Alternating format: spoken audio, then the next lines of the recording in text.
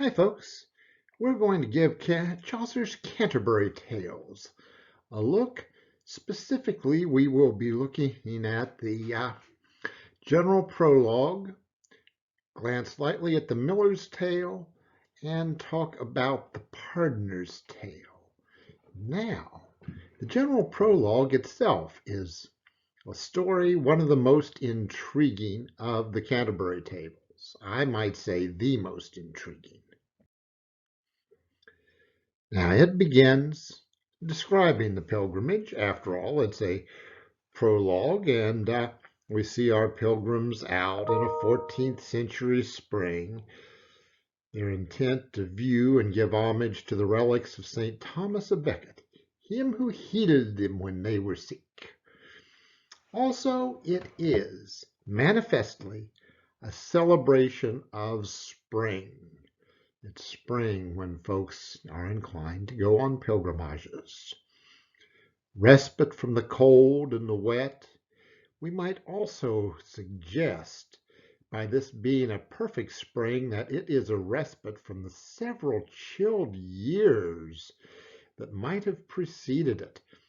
Many of these years were reflecting a cooling of the climate known as the Little Ice Age. Climatologists talk about when it was through the medieval period and on into our modern world, and vary on the dates they give it. But things grew cold and wet there, and that cold and wet helped foment a horrible problem of the period, a plague, the Black Plague, which early in Chaucer's lifetime made its little, journey through England. Yes, we would call it a journey through England, killing off a tremendous number of Englishmen and women, obviously, but killing off a tremendous number of the English, very significant portion of the population. Evidently, it has gone. So this is spring, a new beginning, prosperity, and time to thank the saint for their preservation. Now, Chaucer doesn't just introduce his characters here. He offers a story, or a structure for the whole of the story, or rather both, as we refer to this introduction as an estate satire. A satiric or ironic description of the English classes. There is one representative who would be held highest among those who show up. He's a representative of the second estate, the nobility, the knight. It's pretty modest minor nobility, but the knight and his son, the squire, are representative of that second estate, the same estate as the king and the high nobles and such as that. Now, the first estate on the continent, probably in real power and authority, in England, more nominally in some regards, first estate is the clergy, always because they're the people of God. But, hey, what are these people of God like, God's representatives on earth? Well, we have monk and prioress from the top and a range of others, and they are pretty daggone loyal, pretty daggone unsecular, earthly, and even worse. Among the clergy, we see one virtuous person, the village parson, the one from the bottom of the string. So we've got a kind of plot there, and then we have the descriptions of the commoners, the third estate. Most of those members of the third estate, or commoners, who are described are members of the ambitious middle class. We have a lawyer and such as that. We have more ordinary folks like the miller and the reeve, who would also consider themselves a bit prosperous. Nasty people, but a bit prosperous. only a couple from that English yeoman class. The yeoman who accompanies the knight, we don't get to know him very well, and the plowman, who, like his brother the parson, knows and keeps his place, is a model of virtue. Now then, two of the major themes from this prologue are the corruption of the clergy, and the picture of the virtuous knight stands in an interesting contradistinction, opposition to this. More on this upcoming. That's what we're going to mostly talk about, or I am. And another theme, as we step into that secular world, the passion in the middle class for money, status, and keeping up appearance. Appearance is a big deal to these folks. So are money and status. They're pressing the bounds of their place. Now let's look at that knight.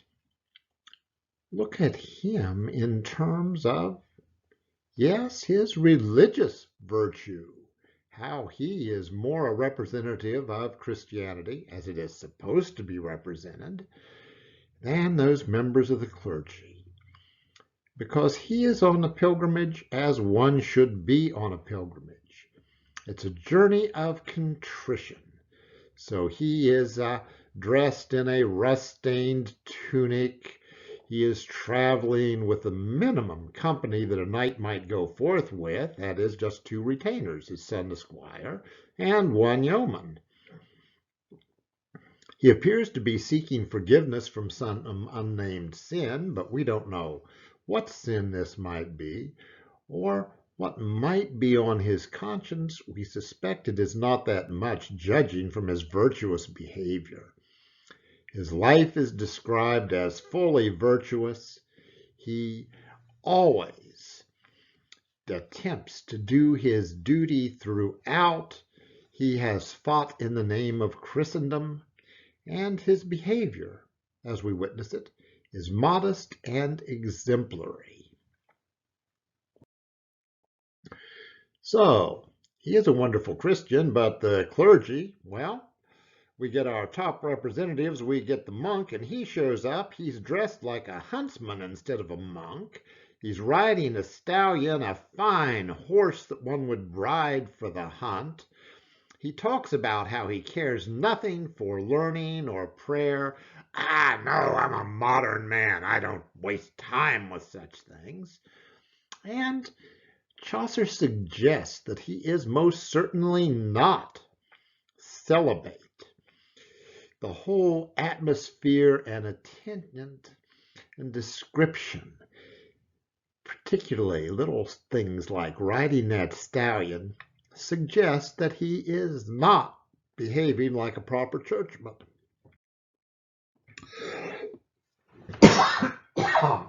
Excuse, folks. Now, the prioress, she seems a very nice, sweet person, but she's not behaving any better. She's out on a pilgrimage, and the church regularly sent out directives that nuns are not supposed to go on pilgrimages. They sent so many out that it was obvious that nuns were going on pilgrimages all the time, and they were frustrated by it. We see her, and she's being very sweet to her little dogs and cries when a mouse is in a trap. Does she care about people? We don't know. She shows off her good manners. I won't complain about this, considering that those people in the medieval style probably ate more like hogs at a trough than we would consider fine diners. She does not. But she shows off her good manners and shows off her French, which is so bad she could not conceivably be understood in Paris, but hey, she has learned it at one of the fine little English schools, so she's proud of it. Very, very secular. She's wearing this locket. Love conquers all. Amor vincit omnia.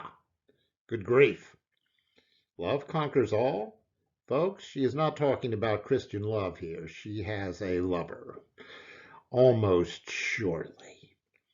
So, hey, very sweet, but gee, she's not following the rules.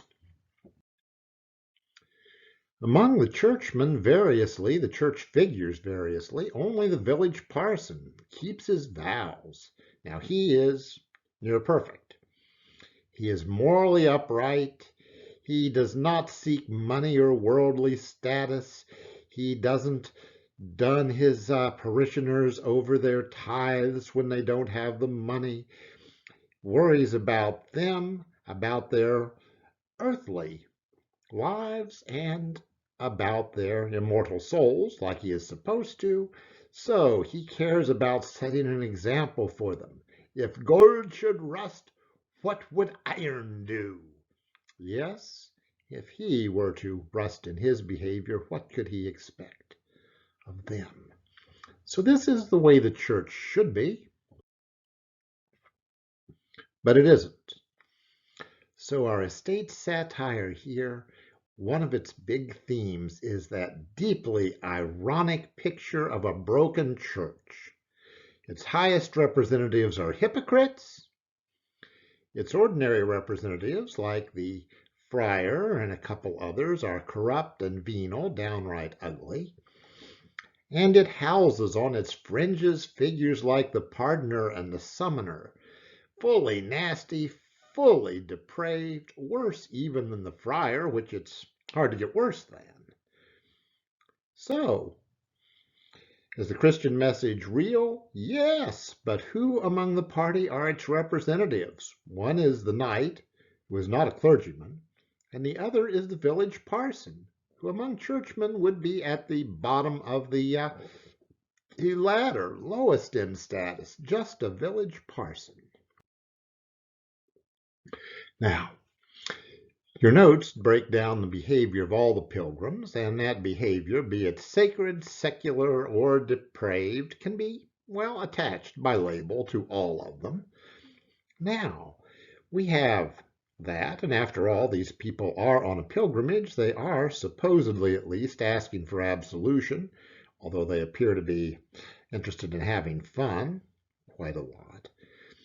So Chaucer, in the form of the time and the expectations of any one of his time, is committed to the true message of the church, really committed to it, but he makes its representatives not the typical churchman, but the knight and the lowly village parson. And throughout, otherwise, we have his ironic approach to human weakness.